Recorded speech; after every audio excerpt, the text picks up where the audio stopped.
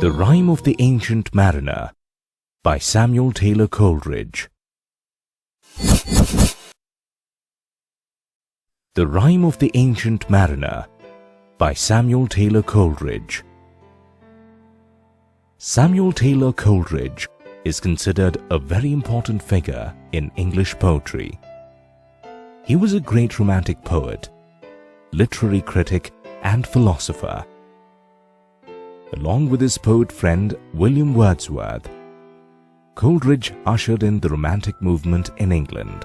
His autobiographical book, Biographica Literaria, was considered a significant theoretical work in which he combined philosophy and literary criticism in an interesting fashion. Coleridge is most remembered for his several awe-inspiring poems such as Kubla Khan, The Rime of the Ancient Mariner, and his unfinished poem Christabel.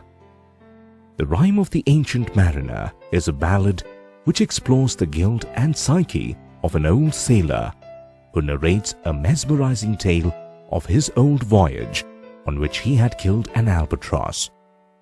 Let's listen to the first two parts of the poem now. It is an ancient mariner, and he stoppeth one of three, by the long grey beard and glittering eye. Now wherefore stoppest thou me? The bridegroom's doors are opened wide, and I am next of kin. The guests are met, the feast is set, mayest hear the merry din. He holds him with his skinny hand. There was a ship, quoth he. Hold off, unhand me, grey-beard loon. Eftsoons his hand dropped he. He holds him with his glittering eye. The wedding guest stood still, and listens like a 3 years child. The mariner hath his will. The wedding guest sat on a stone. He cannot choose but hear. And thus spake on that ancient man, the bright-eyed mariner. The ship was cheered, the harbour cleared. Merrily did we drop, below the kirk, below the hill, below the lighthouse top. The sun came up upon the left, out of the sea came he, and he shone bright, and on the right went down into the sea. Higher and higher every day, till over the mast at noon. The wedding guest here beat their breast, for he heard the loud bassoon. The bride had placed into the hall, red as a rose is she. Nodding their heads before her goes the merry minstrelsy. The wedding guest he beat his breast, yet he cannot choose but hear. And thus spake on that ancient man, the bright-eyed mariner. And now the storm blast came, and he was tyrannous and strong. He struck with his overtaking wings, and chased us south along. With sloping mast and dipping prow, as he pursued with yell and blow, still threads the shadow of his foe, and forward bends his head. The ship drove fast, loud rode the blast, and southward aye we fled. And now they came both mist and snow, and it grew wondrous cold, and ice mast high came floating by, as green as emerald. And through the drifts the snowy cliffs did send a dismal sheen, nor shapes of men nor beasts we ken, the ice was all between. The ice was here, the ice was there, the ice was all around. It cracked and growled, and roared and howled, like noises in a swound. At length did cross an albatross, through the fog it came, As it had been a Christian soul, we hailed it in God's name. It ate the food it never had eat, and round it flew. The ice did split with a thunder fit, the helmsman steered us through. And a good south wind sprung up behind, the albatross did follow, and every day for food or play came to the mariner's hollow. In midst of cloud, on mast or shroud, it perched for a vesper's 9, whilst all the night through fog smoke white glimmered the white moonshine. God save thee, ancient mariner, from the friends that plague thee thus. Why lookest thou so? With my crossbow I shot the albatross. The sun now rose upon the right, out of the sea came he, still hid in mist, and on the left went down into the sea. And the good south wind still blew behind, but no sweet bird did follow, nor any day for food or play came to the mariner's hollow. And I had done a hellish thing, and it would work him woe. For all averred I had killed a bird that made the breeze to blow. Ah, wretch, they said, the bird to slay that made the breeze to blow. Nor dim nor red like God's own head, the glorious sun upraised, then all averred I had killed the bird that brought the fog and mist. It was right, said they, such birds to slay that bring the fog and mist. The fair breeze blew, the white foam flew, the furrow followed free. We were the first that ever burst into the silent sea. Down dropped the breeze, the sails dropped down. It was sad as sad could be, as we did speak, only to break the silence of the sea. All in a hot and copper sky, the bloody sun at noon, right up above the mast did stand, no bigger than the moon. Day after day, we stuck, nor breath nor motion, as idle as a painted ship upon a painted ocean. Water, water everywhere, and all the boards did shrink. Water, water everywhere, nor any drop to drink. The very deep did rot, O Christ, that ever this should be. Ye slimy thing did crawl with legs upon the slimy sea. About and reel and rout, the death fires dance at night. The water like a witch's oil, burnt green and blue and white. And some in dreams assured were of the spirit that plagued us so. 9 fathom deep he had followed us from the land of mist and snow. And every tongue through utter drought was withered at the root. We could not speak no more than if we had been choked with sooth. Ah, well a day, what evil looks had I from old and young! Instead of the cross, the albatross about my neck was hung.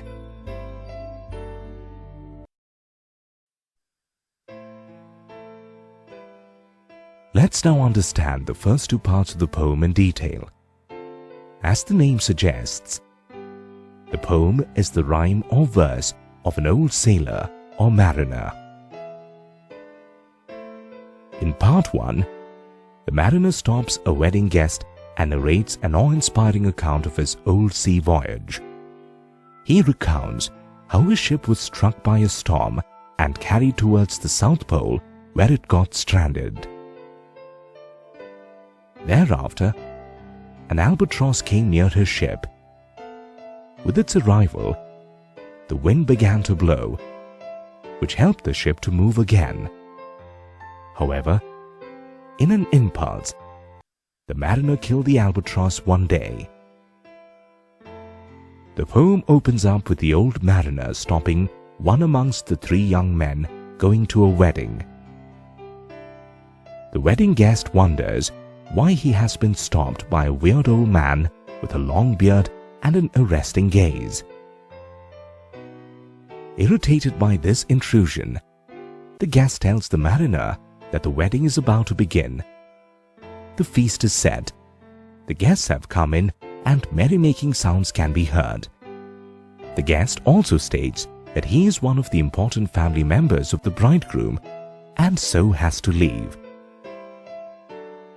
Despite this, the old mariner holds the wedding guest with his skinny hand and begins to talk about the ship.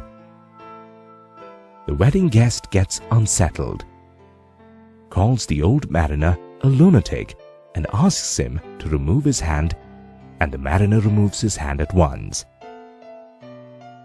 However, we come to know in the third stanza that the mariner has hypnotized the wedding guest with his bright eyes, who then listens to him like a 3-year-old child.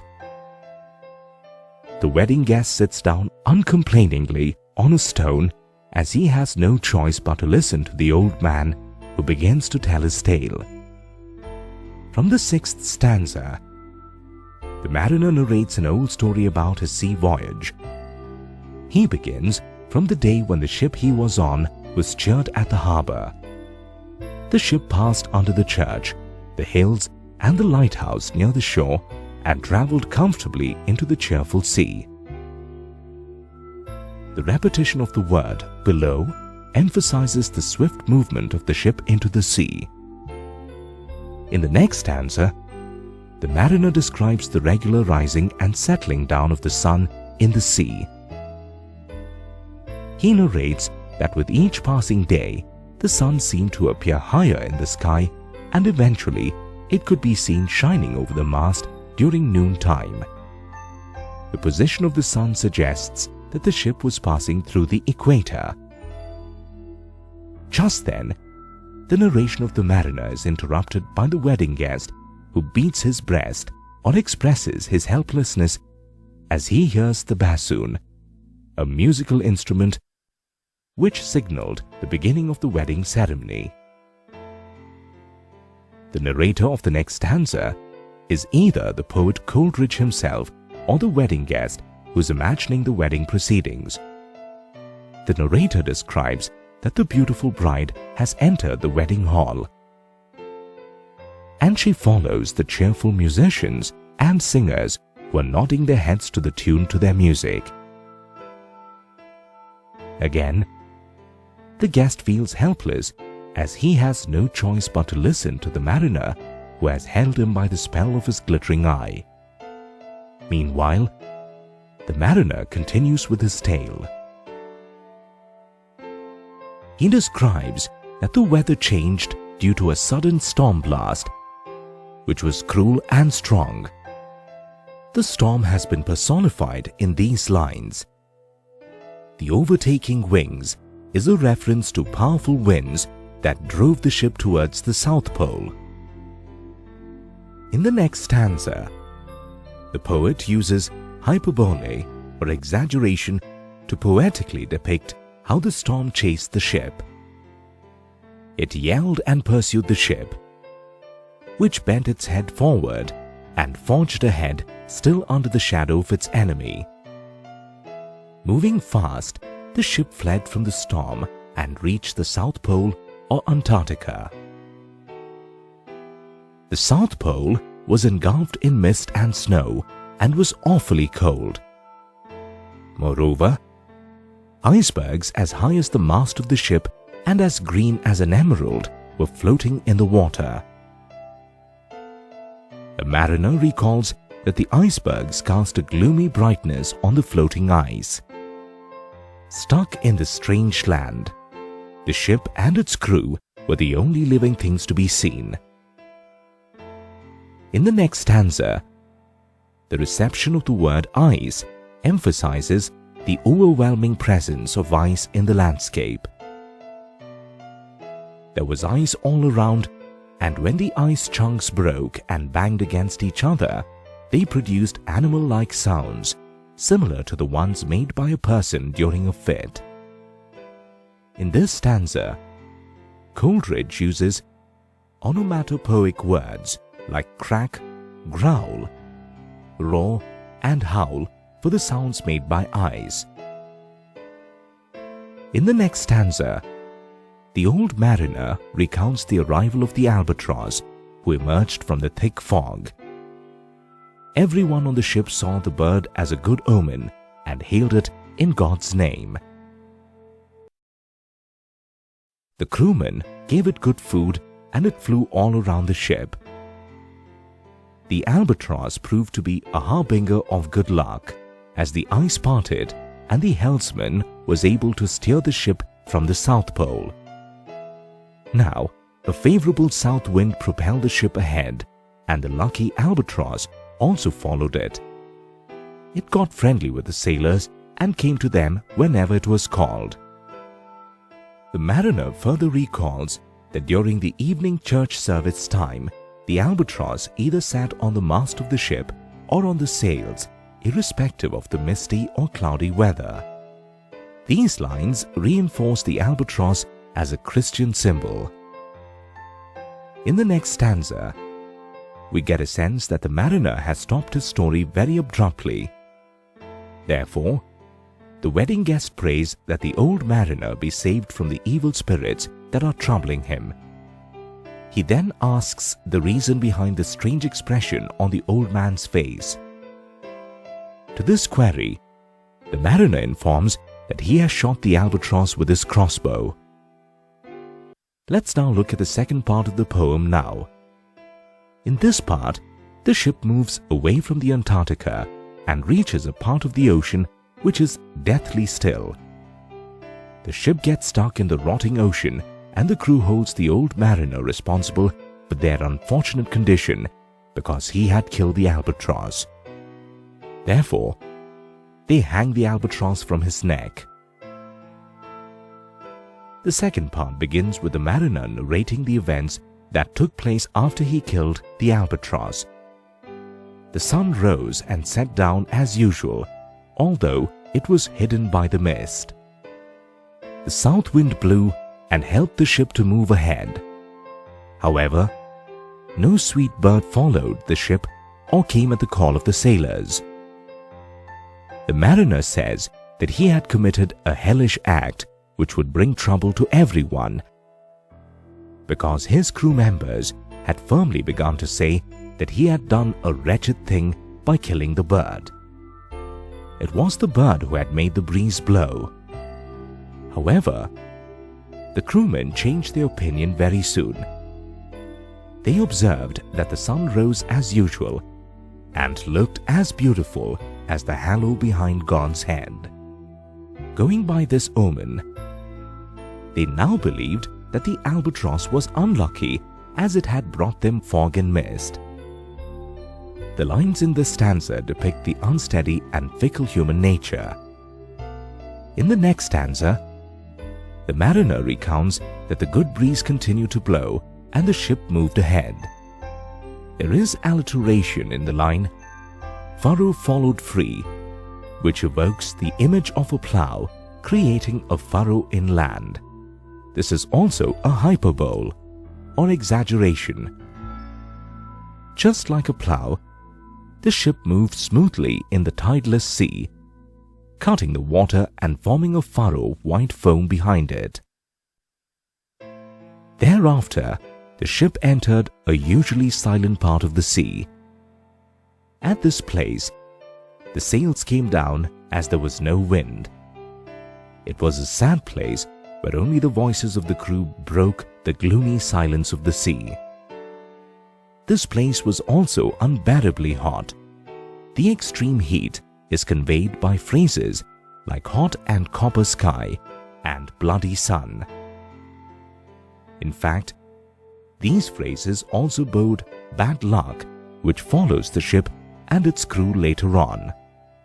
The mariner recounts that a lot of days passed and the ship was still stuck at that place.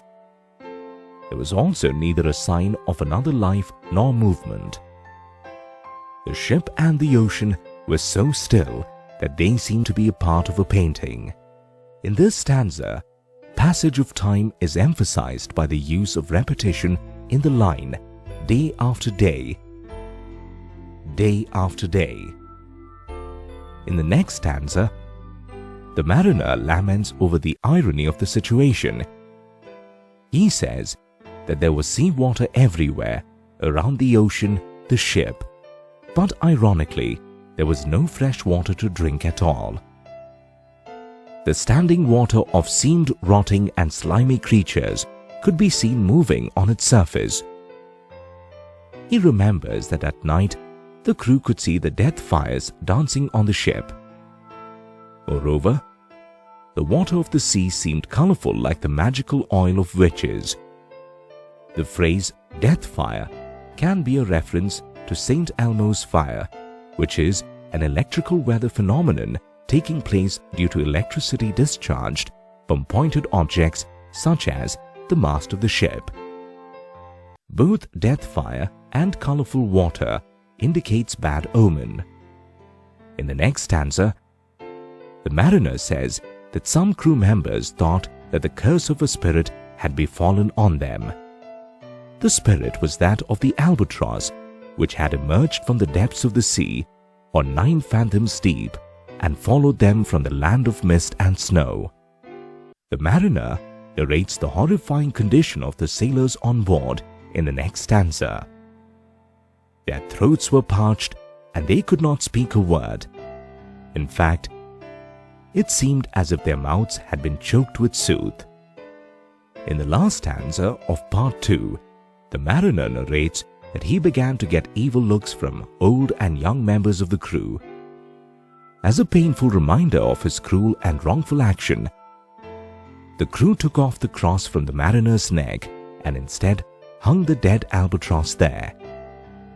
The Rime of the Ancient Mariner is a ballad in which Coleridge uses many archaic English words like kin, couth, loon, eftsoons, to name a few. These words inspire wonder, fear, mystery, and create a supernatural atmosphere. They also give an ancient feel to the events narrated by the mariner. The poem works with several themes, such as sin and redemption, and respect for nature. The mariner commits a sinful act by killing the albatross, which is a symbol of Christian spirit and is also a being of nature. He is haunted by the guilt of this fact, and when the ship gets stranded, all the crew members believe that the mariner is responsible for their unfortunate condition. The supernatural elements also play an important role in the poem and are conveyed in many ways. For example, the mariner has a glittering eye with which he hypnotizes the wedding guest. The albatross is alternatively seen as a good omen and a bad omen. Moreover, when the ship is stranded, death fires are seen dancing in the night, and the ocean water is referred to as a witch's oil. Coleridge has also used several figures of speech such as alliteration, metaphor, personification, and simile in the poem.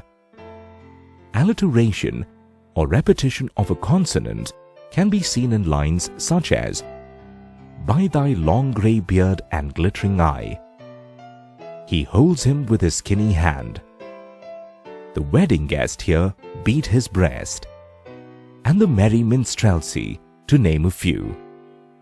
The poet also makes comparisons using metaphors and similes. The example of a metaphor is, "And now the storm blast came, and he was tyrannously and strong." Notice that in this line, the storm has also been personified or described in human terms, using the pronoun he. Similarly, the sun has also been personified in the poem. The poet uses similes to draw comparisons. For example, he compares the bride with a rose, the wedding guest with a 3-year-old child, sounds of cracking ice with noises in a fit or swound, and the sea water with witch's oil.